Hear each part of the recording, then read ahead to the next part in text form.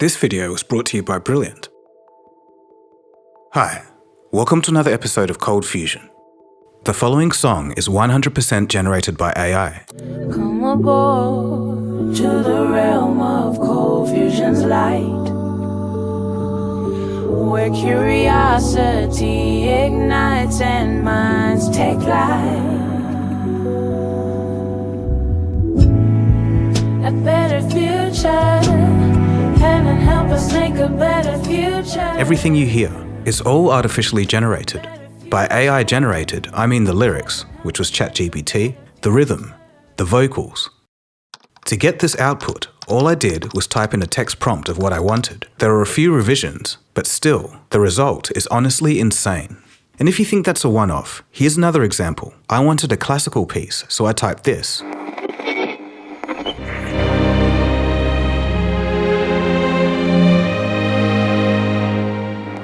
How about some guitar-driven stuff? So you crave a wild ride. Or some R&B.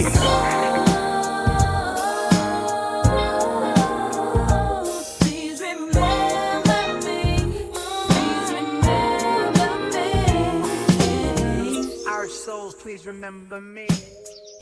Or some UK garage.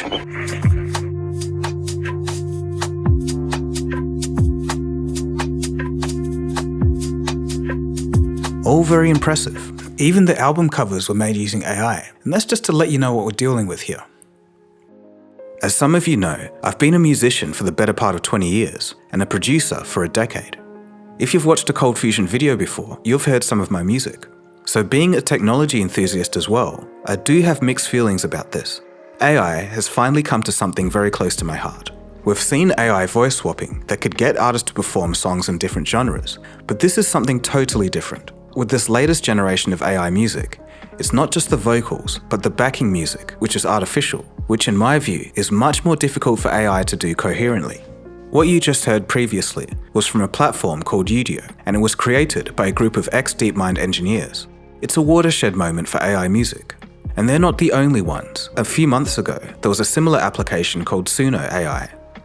In a recent video, I looked at the AI deception, and it was about how some companies are lying and overpromising the capabilities of AI. But on the flip side, I said that there's also some companies that are obfuscating the true extent of AI replacing jobs. Today's episode falls in the second category. First it was images, graphic design, writing, videos, and now finally music.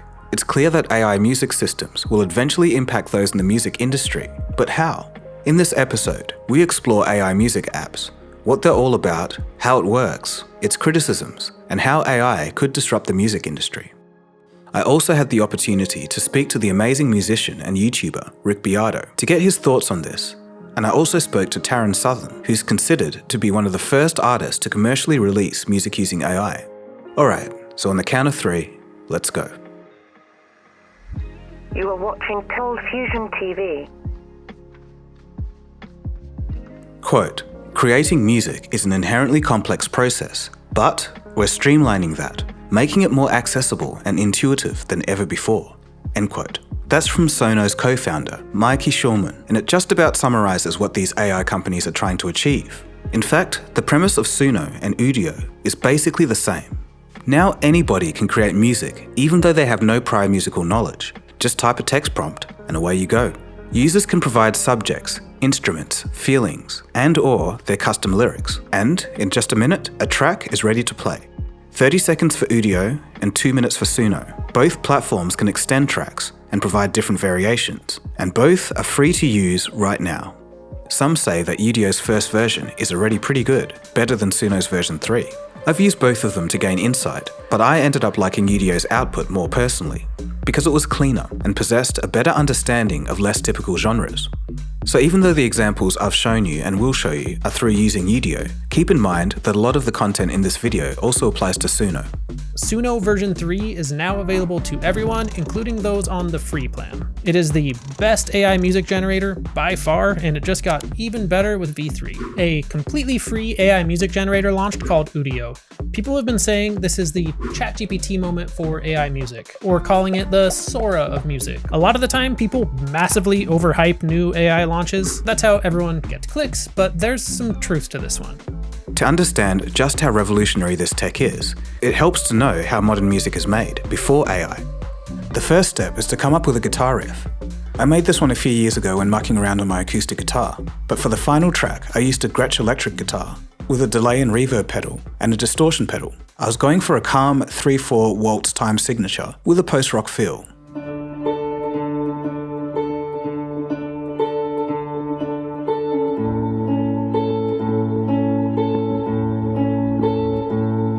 After I recorded this, I hopped into Ableton and built some bass and drums and atmosphere around the guitar riff. Even for this process, every step involves many sub-steps, including EQing, compressing, adding effects, and just listening to the components in isolation and together. As the song is being created, you'll definitely come across some production problems where frequencies clash. Solving these issues are just a part of the nature of mixing sounds together. Finally, I added some vocals and then arranged the track.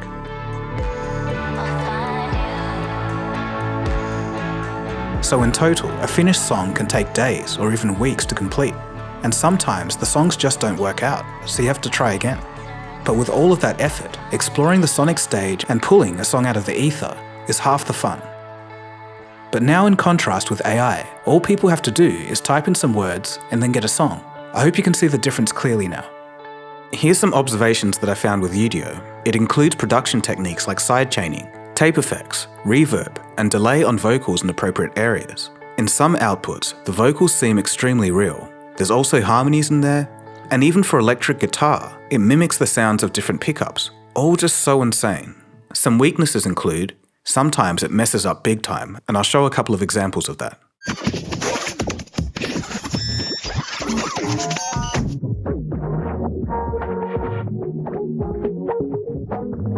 It's very limited in flexibility. Once you get an output, you can't really change it. There's low fidelity on some tracks, and it has some weaknesses in some genres, such as UK jungle. Okay, so what's the story behind these applications? Suno is a venture-backed company founded in late 2023. All 4 of the founders previously worked at Kensho, an AI tech startup for financial data, which was later acquired by S&P Global. Suno even partnered with Microsoft Copilot and is up to version 3. Like Suno, Udio was founded in late 2023, but the company only recently went out of stealth mode and made their application public a couple of weeks ago. It was founded by an ensemble of former researchers from Google DeepMind and has the financial backing of popular Silicon Valley venture capital firm Andreessen Horowitz, and also from musicians like Common and will.i.am. As you've seen, well, heard, the output is a rich combination of all sorts of instruments, so the training data must have been significant. And that leads us to the next section. How do these applications work?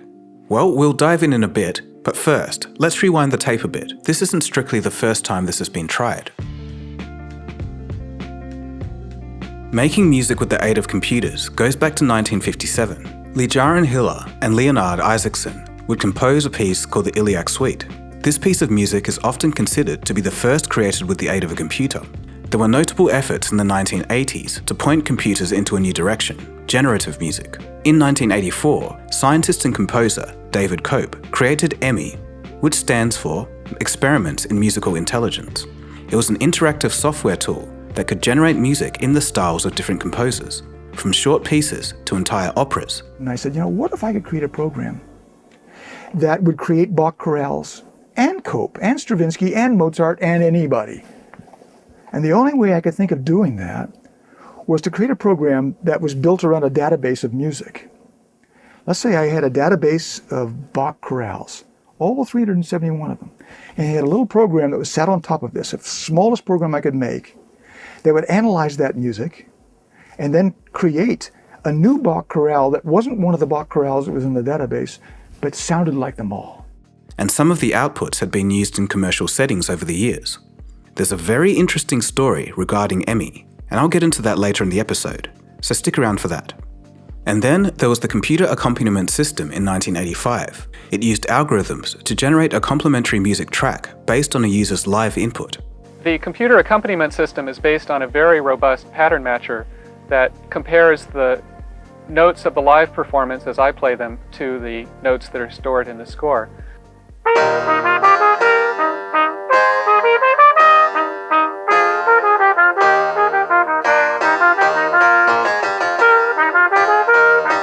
Even David Bowie developed a tool in the 90s. It was called the verbicizer, a digital approach to lyrical writing. Well, that's all well and good, you might be thinking, but what about the modern stuff? Well, as you probably know, from 2012, the world switched from hard-coded narrow algorithms to neural networks. And with that, the modern AI boom had officially started. But the question has to be asked, how are neural nets being used in music generation? Well, in 2016, Google's Project Magenta turned a few heads when they released an AI-generated piano piece made by deep learning algorithms. Ultimately, the next big step was to generate music just based on a simple text query in natural human language. Google's Music LM did just that, and honestly, it was impressive for the time, but far from perfect. This was followed by OpenAI's Jukebox, Stable Audio, Adobe's Music Generation Gen AI, and YouTube's DreamTrack. Now these were all valiant efforts, but they all had the same problem. They were ultimately fairly limited. They worked to a degree, but more often than not, the composition sounded rigid and just not very human, to put it bluntly. But even with such limitations, there were some trying to push the boundaries. Taran Southern is often considered to be one of the first musicians to use modern AI to release commercial music. And this was all the way back in 2017, if you can believe it. I asked her all about it. I was having trouble finding really high quality music for the documentary that was relatively inexpensive. And so I was looking for alternate options, and I came upon this article in the New York Times that was looking at artificial intelligence as a way to compose music. And I thought, well, that's really interesting. So I started experimenting with it, was blown away by what was possible. You know, this was even before LLMs hit the scene. And I think where we were at with music creation and AI back in 2017 was actually pretty far along. And so I was so excited by what I was hearing that I just decided to create an entire experiment out of the project and made an album using, I think, 4 different AI technologies.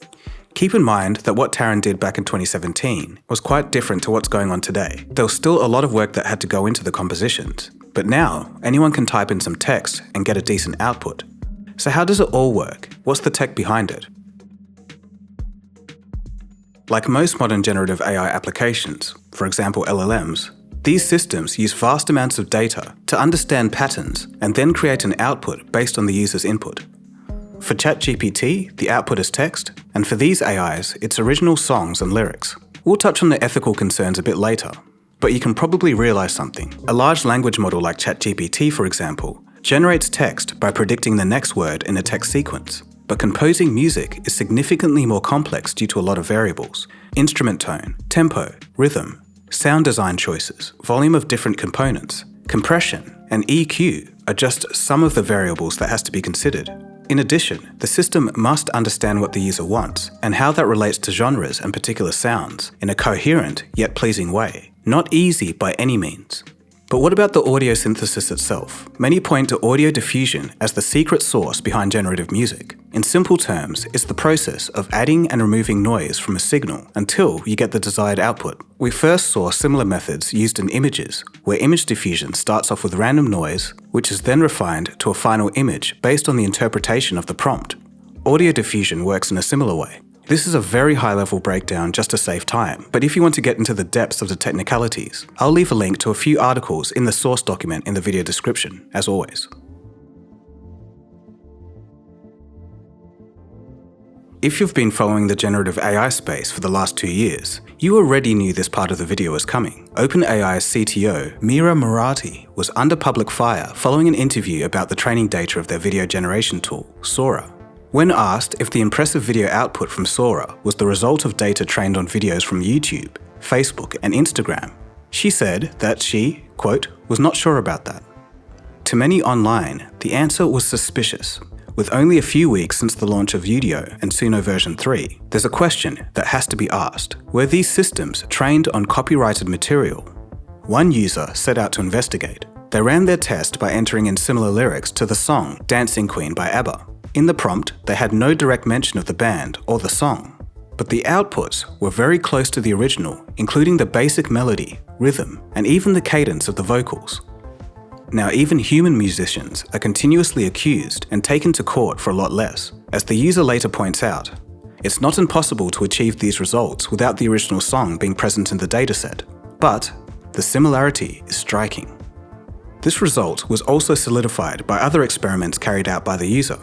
For obvious reasons, I can't play any of the copyrighted music here to show you the comparisons, but as always, I'll link the original article in the show notes. But here's the thing, it seems like the founders already knew that this was coming, and they accepted it as part and parcel of the new AI startup culture. Antonio Rodriguez, one of Suno AI's investors, told Rolling Stone that he was aware of potential lawsuits from record labels, but he still decided to invest into the company. Suno AI has stated that it's having regular conversations with major record labels and is committed to respecting the work of artists. If that's actually true is questionable, especially when a few weeks ago, over 200 plus artists wrote an open letter to AI developers and tech companies to, quote, cease the use of AI to infringe upon and devalue the rights of human artists, end quote. The letter was signed by some big names, old and new, from Bon Jovi to Billie Eilish and Metro Boomin. All that begs the question, what does this mean for the future of the music industry? One way to think of this AI in the broadest sense is like an out-of-control central bank monetary policy. It's the equivalent of printing money leading to inflation, but this time it's diluting and devaluing the supply of music instead of money. If you're not the top 1% of successful musicians, the music industry is already a hard place to make a consistent and stable income. From TikTok transforming how songs are consumed and discovered, to digital music platforms' relationships with musicians, the industry is already difficult. But now, there's an unlimited supply of AI music coming right at you like a tsunami, and it's going to be hard to stay afloat. If you're a musician who exclusively makes stock music or royalty-free sounds for commercial purposes, this all isn't good news. But what about other musicians? I sat down with Rick Beato to discuss what this means for the future. So do you think AI will completely replace musicians one day at all, or do you think that that's not going to happen? No, I don't think so. No, people have too much fun playing real instruments. I'm not going to stop playing just because there's AI guitar things. Say Spotify in the future, they have their AI versions of songs, and then you have people using the models that already exist to make their own music and uploading that to Spotify. What do you think that would do to the potential income of the real artists who are, making and composing their own music? Oh, it'll definitely have an impact in it. Yes.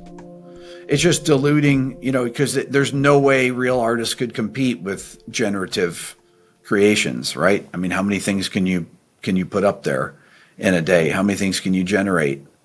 It'd be very difficult to compete with that. This is an interesting question. Do you think that one day we'll actually have a number one AI Billboard song? Yes, probably 2 years from now. Okay. You heard it here first, everyone. There will be a lot of news stories about it, and people will say, boy, I really like this, and then they'll just create more, and there will be more. I can see a time when, 9 out of the top 10 songs are AI generated. Wow. Within 10 years. I said in one of my videos a year and a half ago, I think it was, or so, a year ago, that people won't care if it's AI if they like the song. And I firmly believe that it's just a matter of how people are being compensated now.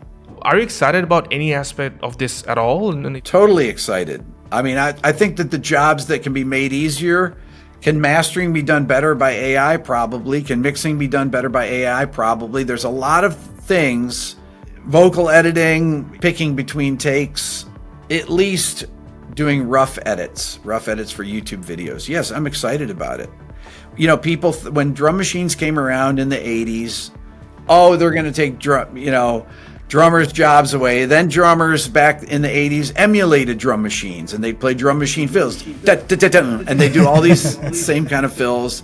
And then people would bring in real drummers to emulate drum machines. They'd have their things programmed. Do you think becoming a professional musician, or even surviving as one or thriving as one, would be more difficult because of AI in that case? Not sure about that. I don't know if becoming a professional musician will be affected by it. I think people enjoy playing music, and regardless of whether there are AI versions out there that people are listening to. You know, the rise of auto-tune and things like that, where have a synthetic sound, enabled these programs. I mean, once you have a pitch-corrected voice, how far of a stretch is it from an AI-created voice that actually has tuning imperfections in it like a real person? That's not that different, honestly. How many things are actually generated by computers? Grab some samples off Splice, you create the hi-hat track with an 808 hi-hat, and you got your kick, and you're making a hip-hop tune, and then you grab, some keyboard sounds, and you don't even know how to play the keyboards, and you hold down some things, and you get some samples from here and there, you put them in, and then you create your vocal over it that you auto-tune, and then you move notes around. It's pretty synthetic at that point. What's the difference between that and AI? The current wave of AI, including music generators, is made possible by neural networks. But what do they do and how do they work? Fortunately, there's a fun and easy way to learn about that. Brilliant.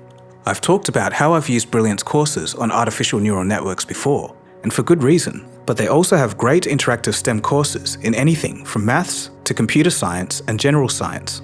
It's convenient because you can learn wherever you like, whenever you like, and at your own pace. There's also follow-up questions to make sure you've digested what you've learned. So whether you just want to brush up on your learning or need a refresher for your career, Brilliant has you covered. You can get started free for 30 days. And for ColdFusion viewers, Brilliant is offering 20% off an annual plan. Visit the URL brilliant.org/coldfusion to get started. Okay, so back to the video. Last year, a US federal judge ruled that AI artwork can't be copyrighted. As these apps gain popularity, we need to protect artists, but how this is done and how this will be implemented is still up for debate. Things are uncertain, but one thing is for sure, we're heading into a new era of copyright legislation around art and artificial intelligence. If you're more interested in the law of copyright and artificial intelligence, check out my conversation with Devin from Legal Eagle. In the future, we're going to be inundated with AI music, but at that stage, live music performed by humans will become increasingly valuable. But another thing that I'm worried about is another form of AI fatigue, where any amazing human-made music that you hear could be diminished in a few years, because those that hear it could just think that it could be AI generated. As for me personally, I think music AI generators could make for a great sampling tool. For example, I turned that classical piece generated by AI at the beginning of the video into a full track. I'll play part of it as an outro to this episode, but I'll leave a link for the full version below. But in saying that, I can't help but feel a little sense of loss.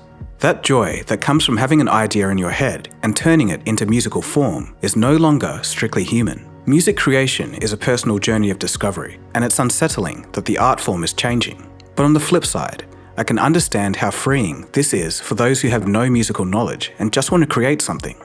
I'm not blind to that. I know we covered a fair bit in this episode, but let me tell you a little story that I think perfectly encapsulates it all. We have to go back to 1997, to the University of Oregon, where a small audience is patiently waiting to see a battle between a musician and a computer. Dr. Stephen Larson is the musician in question, and he also teaches music theory at the university. He's ready to go up against a computer to compose a piece of music in the style of the famous Johann Sebastian Bach. The idea is simple. There's going to be 3 pieces played live. One that was composed by the original Bach, one by Dr. Larson, and one by Emmy, the computer-generated music which I mentioned at the start of the episode. All 3 entries will be performed live to an audience, and they'll have to guess which piece is composed by whom. Once all the performances ended, the audience incorrectly thought that Larson's piece was made by the computer, and the one composed by Emmy, they thought that that was the original Bach composition. Dr. Larson was genuinely upset about this. Quote, "Bach is absolutely one of my favorite composers. My admiration for his music is deep and cosmic. That people could be duped by a computer program was very disconcerting." End quote. Now you could take that quote, put it in any conversation in 2024 about AI music, and it would be just as relevant. The circumstances have changed, but as humans, we still perceive art the same. David Cope, the inventor of Emmy, once revealed that his artificial program can make, quote, "beautiful music, but maybe not profound music." And I think I agree with that. Ultimately, AI generations are going to get more polished, better sounding, higher fidelity, and it's all going to be at our fingertips. But we have to remember, it's the messiness of our human selves that inform the art, and that's the part we relate to most. What makes us human is that we can listen to music, not just hear it.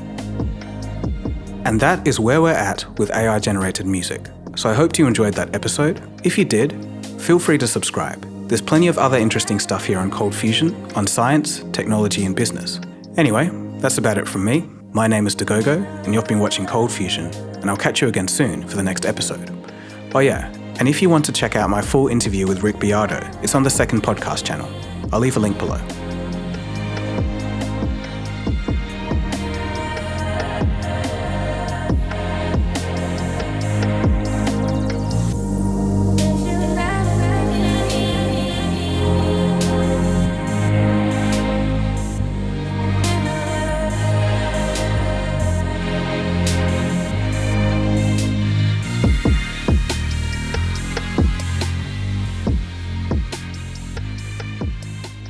ColdFusion. It's new thinking.